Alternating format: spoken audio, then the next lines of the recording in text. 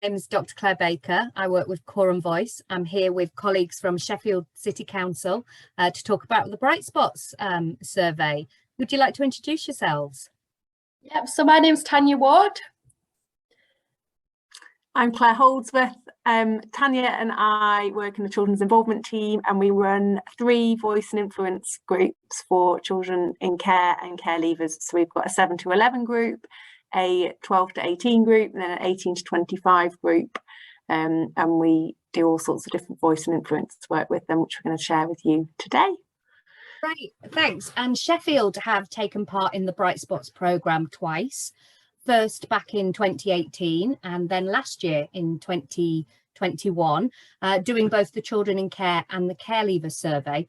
And today, Tanya and Claire are going to share some of the ways in which Sheffield have responded to those findings and to how their children and young people are feeling. So I'm delighted to hand over to Tanya, who's going to tell us something about the fridge plan.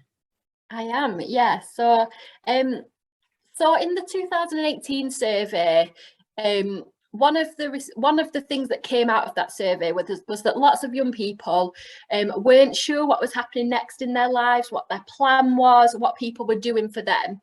And when we shared that with the group and shared the results in full, it resonated quite heavily with the older care leaver group, who were saying, we get a pathway plan, we get all these sheets of paper, we don't really know what it means and what it means for us.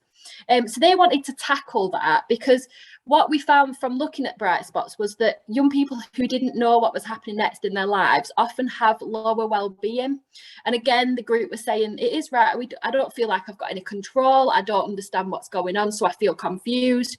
So they said, we're going to tackle that. So they developed what they've called the fridge plan. And there's a copy of an example of one on your screen. The vision being that all young people would have a copy of a plan, of their plan, in a format they understand, in language that is plain, their language, stuff that they use, no acronyms, no jargon. A plan that is completed with them, not by somebody else for them, and something that is used continually to understand progress, to understand where things are going. So as you can see in the example, there's a done column, and the idea of that is that the plan isn't something that's just given to a young person on a day and thrown away or put in a cupboard. It's something that's actively used by the young people and their workers to kind of see where things are, to make changes if that's needed. And just to help young people understand their lives better, what people are doing for them, holding workers accountable, and knowing the things that they need to do themselves. Visually, this is the difference. On the left-hand side of your screen is what is a traditional pathway plan in Sheffield, lots of different pages. I think it's over 30. Right-hand side is the fridge plan, which the idea is it's on 1 or 2 pages. Called a fridge plan. It's supposed to stick on your fridge. You can look back at it and refer to it. It's been piloted and is now been rolled out across all services in Sheffield. So it's not just for care leavers. It is now from early help all the way through child in need, child protection, looked after, and care leavers. So there's some consistency there in that young people will have had a plan at whatever stage intervention starts. And they can see it, they know what it is all the way to 25. Feedback has been incredible. Young people have said it's helped them to understand, like I say, what they need to do in their lives. Also say to workers, what's happening? Come on, you said this will be done by March. It's now April, where are we? And workers, as an offset of that, workers have found that writing a plan simply, including things that are important to the young person, has helped them to like drill down and focus on them really complex cases, so they can kind of see where things are at, which is incredible. Like I say, it's been rolled out. It's the feedback across all sectors, so including workers and young people, has been really good, and it's a huge change. So hopefully, what we're hoping, it was a bit early for the last Bright Spots that we just did last year, but we're hoping by the next Bright Spots we'll see the impact there, but also we're looking at it within audits and also the advocacy work that our team do as well, to see if when it's been used, whether it's working and whether young people are finding it helpful, because that's obviously what the group wanted. So yeah, that's the fridge plan. Very exciting change.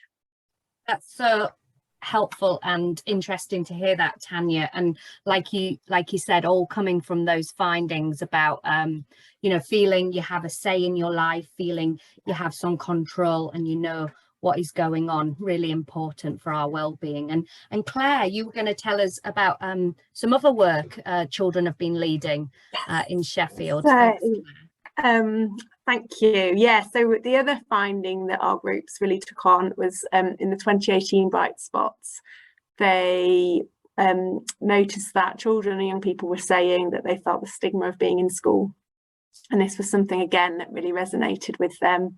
And within the group, they talked about times when they noticed it as well, when they got asked out of a class in front of their peers for a meeting, or there was a black mark on a register which showed that they were different from the other children in the class. So as a group, the children and young people came up with the idea of making a pack for schools, which includes a little pack like this, which all the designated teachers have got. They've invented 2 characters which they've written themselves, and then they looked at all the common myths and questions that they get asked in school, being care experienced, and wanted to answer them for children in the city. So it's a pretty ambitious plan, I think, to hit every single Sheffield City Council school, and they've made a pack for teachers and a pack for children.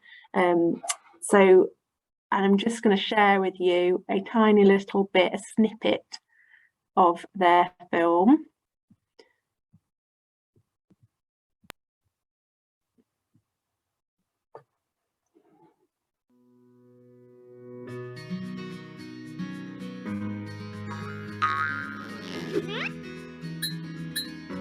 I'm an artist. I'm a bookworm. I love to swim. I am cheeky sometimes. I am a brother. I am a son. I love my dogs. I am also a child in care.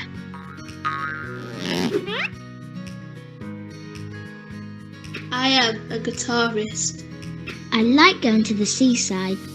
I love to dance. I like science. I would like to be an astronaut.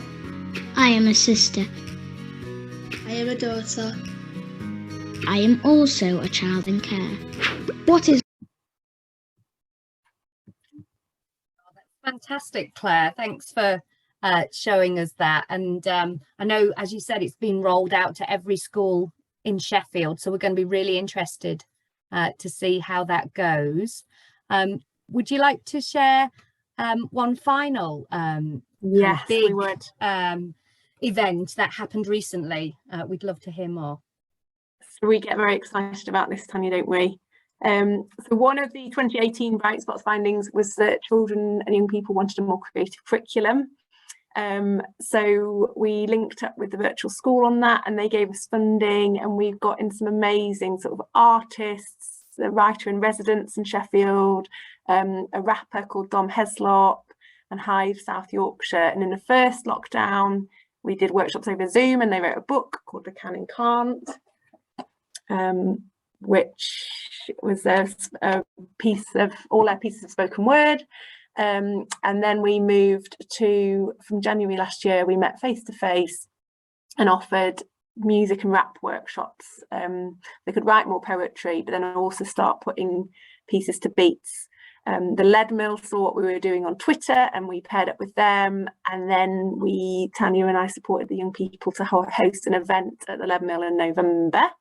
So we'll just show you, I think a picture speaks 1,000 words. We've got a few images to share with you.